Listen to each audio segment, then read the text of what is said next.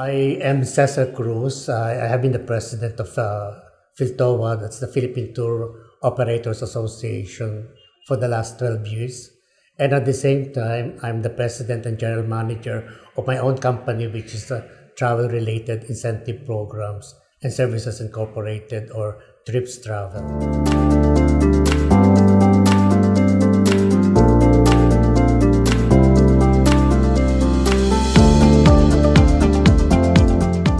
Basically, that's really the first question is really quite difficult because under the new normal, the Department of Tourism has already issued the safety protocols to be observed for the transportation, both for land, air, and sea, as well as for the accommodation sector, as well as for the tours and travel company and the conduct of tours, and of course for the MICE for the MICE programs. Basically, under the new normal, there would really be a lot of restrictions that that has to be applied in observance of the safety protocols. The social distancing, for one, is a lot would be a lot of restriction, no? Because basically when tourism business is actually experience, not just sightseeing. Basically, there would be a lot of physical contact, a lot of and all of these would be one of the restrictions that has to be imposed, no? For example, for the conduct of tours, there would be less interaction because of, well, just imagine the tourist and the guide to be separated by a specific distance. At the same time, the wearing of masks, the wearing of face shield, no? So what do we do about this? How do we go about these safety protocols under the new normal? We just have to embrace it, no? There's no other way. We have to embrace the safety protocols, and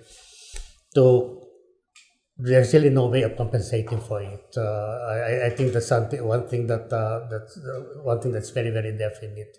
We just have to follow the minimum safety protocols to be being imposed now, and that is actually the sanitation, the wearing of masks, and now even the face shield, and of course the social distancing. For this minimum safety protocols or requirement, it says a lot already on how the new normal will be conducted as far as the tourism industry is concerned.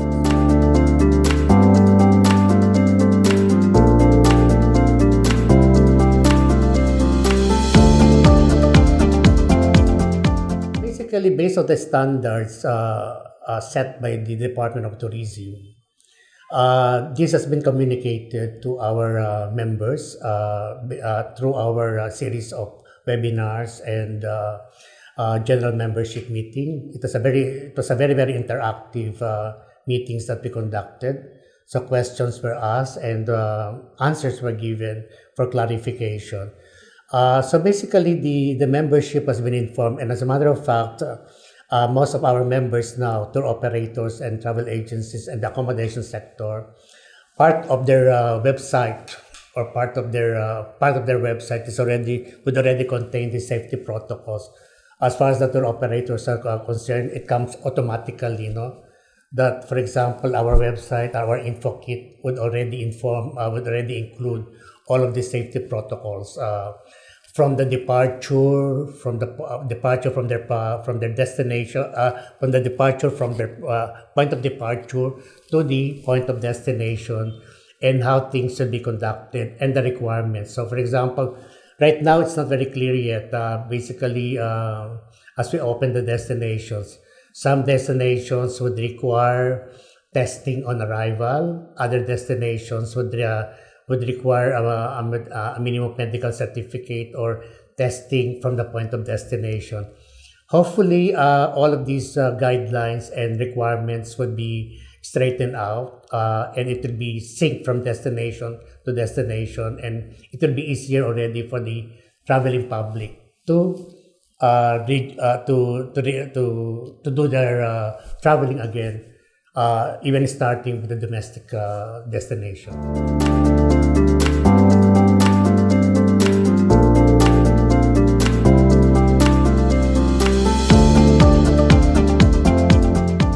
Well, for the LGUs, most of them, for them to open up the destinations, have actually required or requested the assistance of the national government to really to upgrade their healthcare and medical facilities, testing centers, etc. Because basically, it's not just really the question of the the changing the mindset of our traveling public that it's okay for them to travel again. But our main problem right now is the opening up of our destinations. And this is where the LGUs would come in, no? Because right now, the main concern, I think about 4 or 5 months ago, would always be the health, the health situation. Nobody would like to have an increase of their of COVID-19 patients in their area, because normally this falls to the within the responsibility of the LGU. But I think also after 5 months, one would realize also that you have to balance now, no, the health, the health situation, and of course the economic situation, especially now that our economy has already retracted for about 26%. That was as of last month, no. So basically, right now, the direction of the LGUs is really going towards the opening of their destination. So one of the minimum requirements that they have, for example, the area of Boracay and even Bohol, for them to be convinced to open their destination now is really to have this safety, these medical facilities in place. And then at the same time, it is also the community. Because what we realize is that even the community are really not into the opening of their destination, which is understandable because they have experienced the negative effect also of what we refer to as the mass tourism in their area. So in convincing basically the destination to open up, we also have to tell them that the basic policies of sustainable and inclusive tourism would be applied this time when we open our destination. So basically, so what we're saying is that it's not just really opening up the destination.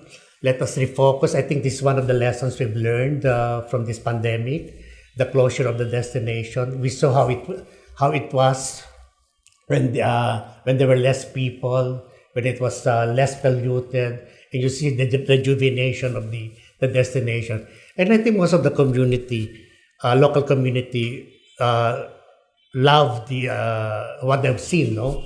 So right now they're apprehensive on, do we open up again our destination to visitors? So this is also our role now to the for us to be for them to to convince them to open their destination.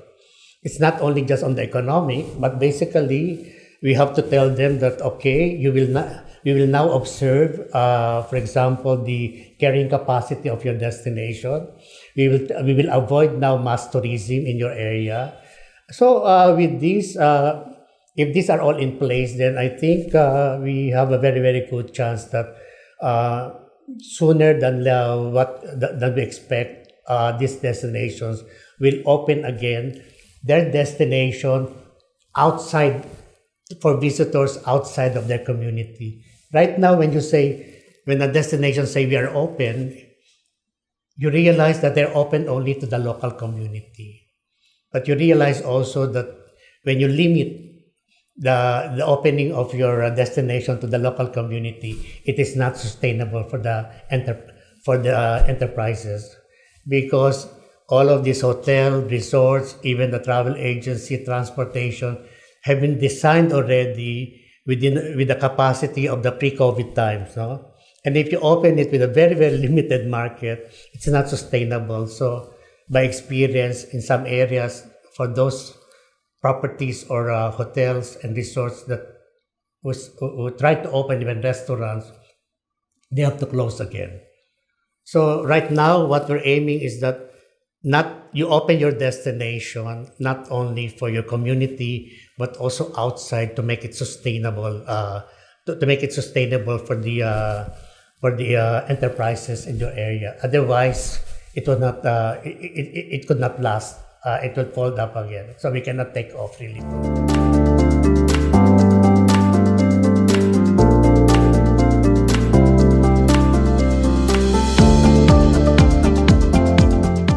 Well, the Philippines is not alone, and we are not alone here in the Philippines in this situation. The pandemic, the pandemic really has brought down to their knees a lot of industries, especially the tourism industry. For example, for the tour operators and travel agencies, being locked down or being closed for starting March, no, and we are now about on our 6 months. I think 6 months already, more or less, with no business at all. And to consider that these no business at all. When I say no business, even for example, when they allow the enterprises or the tour operators and the travel agencies to open last September, still you don't foresee any business, no. uh, and if you will consider also that majority of the tour operators and the travel agencies belong to the MSMEs or the micro small business enterprises, you realize that as far as their capital is concerned, it's not really as big as the multinational. No, with us we have very limited capitalization to operate our business, and with no business at all for the last 6 months. You can already imagine what's happening to most of our colleagues in the travel agency and tour operators. Majority, or I think even 90% of them, or 95% of them, have stopped their operations. Some are starting to open up this September, but these are basically just to clear out their administrative business. But in terms of incoming business, there's really none, because if ever you get some business, you may be able to book some flights. These are the essential flights, but this is not really the main bread and butter of the travel agencies and the tour operator. No, the ticketing is just really like about 10% of the total business of their operation. And with no business on tour package, on operating a tour package, tour packages, tour programs, really, it's really bad. As according to the Department of Trade and Industry, with almost 1 million registered MSMEs, almost half of them already closed.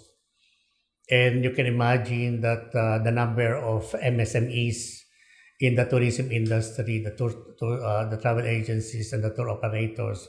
So you can already imagine how many of these of our colleagues will be already closed down. But hopefully, the new law, which is the Bayanihan Act 2, which was able to establish at least 6 billion pesos as a part of financial law package assistance to the, but this is in terms in the form of loan, but soft loan can be availed of by the tours and travel agency enterprises. Perhaps it will help them really at least to survive at least until the middle of next year, when we expect at least a little percentage of our business will be coming back by middle of next year. A little percentage, not full yet, because we cannot even project. We can only predict that the business for the tour operators and travel agencies would at least start by the middle of next year or the last quarter of next year, and then would start to pick up by 2022. But for now, until the middle of this next year, we still see a zero business.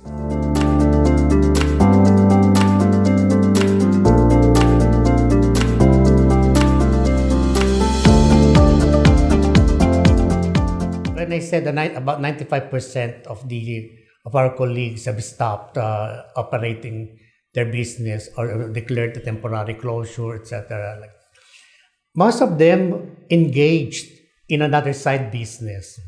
The reason why you see now a lot of our colleagues going on an online business, selling food stuff, other stuff, no, that can really sell online. And this gave them some way of really trying at least to provide these salaries to their people, rental fees. It's not enough. It's still just really a part of an income from the side business. Is not really would not be enough really to fully sustain their operation, no? But it helps a bit. So basically, it's the side business that's really helping us out to go through this crisis. This is the worst crisis, not even the financial crisis during the early 70s can really top this.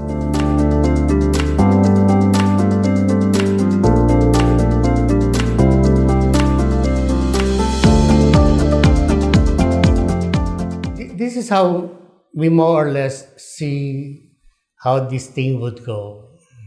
Because, for example, Region 1 with Baguio has already announced that it's already ready to open, but still on a regional basis, just within the region. We are now actually the last webinar that I was just listening to is for Panay Island. Because there is still something that you have to stress to the LGUs when they open.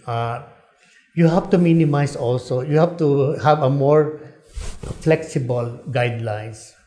Like, for example, originally, LGUs were saying, okay, we're willing to open, but you have to have a swab test. You have to have this swab test. And can you imagine, for example, if you're doing a travel bubble within the region, and if you cross from province to province, and you are obliged to do a swab test, could you imagine what a swab test is? And if you do this about 4 times in about 1 week or 5 days, what happens to your nose or whatever? So we were saying that when you open your destination, we're not even sure whether our market will pick it up already, because this is still one of the biggest challenges that we have. How to change the mindset of our traveling public that it's okay to travel again. Because as far as they're concerned, there is still that apprehension, not to mention the fact that the last 6 months would have affected also their income. Who are the travelers really? These are the middle class, perhaps families of FWs, the middle class people, and of course the AB bracket. So one way or another, during this crisis, economically speaking, their budget or their income for traveling would have been affected also. So, and then you still have that kind of mindset. Is it safe for me to travel? So basically what we're telling to the LGUs is that if you are willing to open your destination, be more reasonable on the guidelines. Like let's say, for example, in Region 1, during the last webinar that we had, we were telling them that you cannot require, according to the WTC, it is more practical to do the testing from the point of departure rather than in the destination. And this is scientifically backed up by the fact that there is an inoculation period of about 5 days.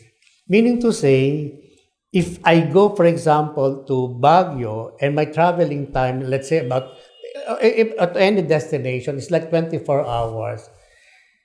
If I contacted the virus during my travel, and if I do my testing on arrival, I will come out negative because I'm still in the inoculation period. So I will come out negative. So it's useless for me to be tested on arrival. But for example, if I do the test, if I do my testing and got my medical certificate from my point of origin, and let's say 5 hours or 12 hours before, I think if I plan it out that I have a 5 day program, for example, to that destination, for example, if I go by Baguio, we combine with Ilocos Norte, and I do a 5 day program, then it will be okay for me. Then after 5 days, if I want to, if I end the program, then I could be tested again. Because mind you, it's wrong to think that the visitors are always the carrier of the virus. Because this is the mindset of the LGUs, which you cannot blame them because the virus really started from China by the Chinese tourists here. So with that, so the thinking is that we don't like visitors because you are the carrier of the virus. But this time, you already have this community transmission. So what the LGU should do really is you make sure that you have a very, very strict observance of the safety protocol, minimum sanitations, masks, and social distancing. So when a tourist go there, you don't suspect the tourist at once to be the carrier. Because before he leaves his point of destination, he would have been tested already. And if I am a tourist who's supposed to go to Baguio and have this leisure travel, I would be very, very careful before I leave. So that will be my own responsibility. But for me to be tested on arrival, that's not really the most practical way to do it. And it would be very inconvenient. Right now, the LGUs in the different provinces and Region 1 are already coming out with an agreement that, you don't have to be tested during in the border control. Okay, triage, where you conduct temperature reading, that's fine. So in Panay Island is the same, no? Why are we encouraging this one to have this kind of minimum safety protocols and be a little bit more flexible? Because we believe that if you start off with a travel bubble domestically within the region, then after that, a Region 1, for example, will allow now the Cordillera, the Car region or Region 2, or specifically Region 3. Because these are actually, if we establish now the green lanes along or the green corridors within these regions, then you have a very lively tourism movement already. Especially if NCR now would come into the picture in the market because let's face it, the majority of the market traveling to these places will be coming from the NCR. So this is now you're now creating green lanes or green corridors to create the travel bubble.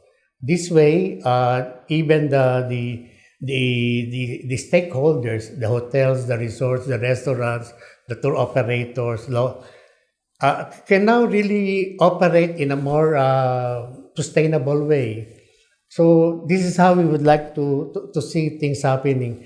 And in this case also, even the traveling public now would have this would slowly develop this kind of confidence. Okay, I need a holiday, I can do it now. Of course, we start it by doing it on short travel. The reason why we're saying, let's start with Luzon, have Visayas. Visayas would have its own travel bubble, and then Mindanao. Because number one, you try to avoid traveling by air. Because traveling by air would have a lot of restrictions.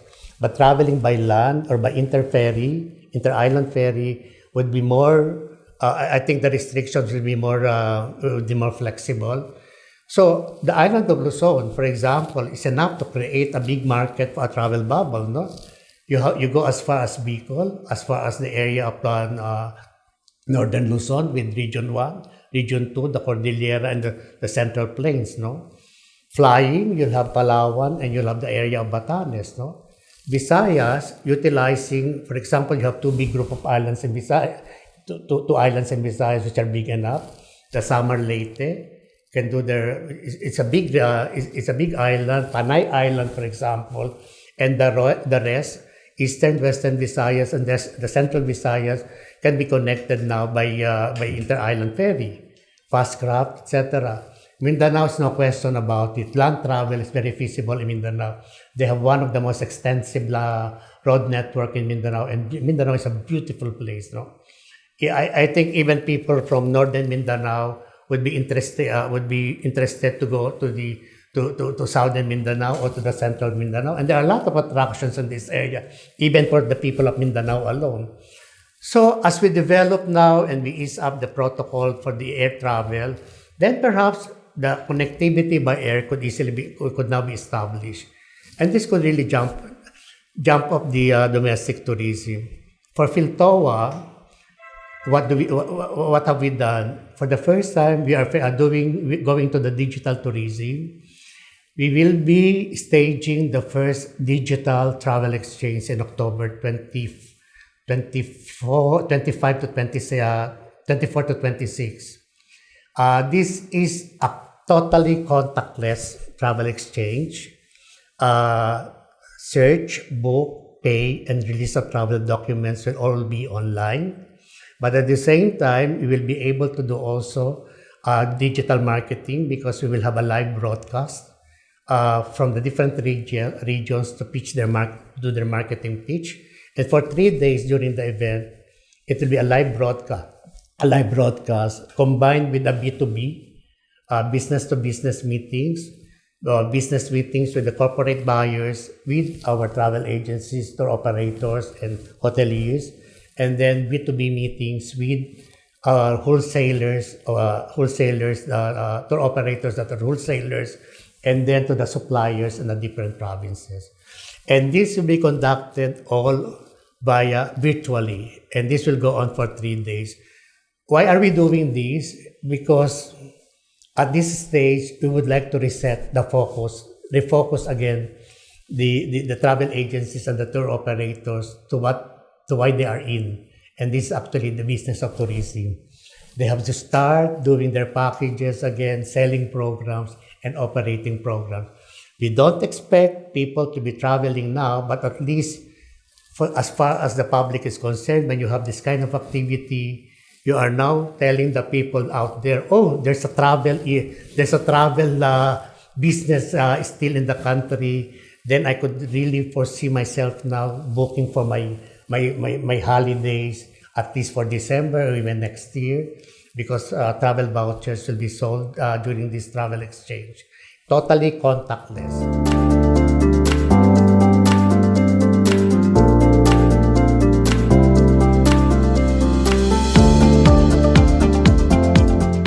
We are now in a regular meeting with the SB Corporation, or the Small Business Corporation, which is under DTI. That money will be managed by the SB Corporation for releasing to the tourism stakeholders. So, original wish list is actually a zero interest, grace period of 2 years, and a repayment period of 5 years, like 2 plus 5, with no zero interest rate. Okay, so far it's shaping up. This is our wish list. So it's shaping up to be like 1 year grace period and 3 years repayment period, like so 48 months. We're still trying to negotiate to waive the service fee, which ranges from 6% to 12%. So this is what we're trying to. This is the wish list, because for us, if we get the loan, we can say now we cannot pay it within the year. So that grace period is actually very, very important for us, because this is how we project or how we predict that business can only come back to us at least by 2021 or 2022 even. So if we get the loan now, we cannot pay it back because we have no business at all. So hopefully the SB Corporation, or the Small Business Corporation, and we are working this with the Department of Tourism and with the different stakeholders, different associations headed by, being led also by the Tourism Congress of the Philippines. And we're keeping our fingers crossed that It's a very small amount, 6 billion, because the original projection that will be required just for the capital alone of the tourism enterprises is about 60 billion. Or about, let's say, 40 billion, two figures, but you're getting only 6 billion. And let's face it, that 6 billion is like, if you go by the net, that will be like 5 billion, no? So it's a very, very small amount, very small pie to be shared by almost like 2,000 SMEs. So we're looking at, for example, micro like 500,000. The small business will be getting like 1 million. And then the medium will be like 2 million. But you see, even to start off with 500,000, it would not really be enough. But hopefully we can increase that minimum or maximum loan amount to 1 million at least. Hopefully, we're saying that if these things will be granted, that hopefully it can tide us up to at least until the middle of next year. Then hopefully we can save about 500,000 SMEs here in the NCR and also all over the Philippines. We can save at least 500,000 jobs, at least 500,000 jobs in the tourism industry.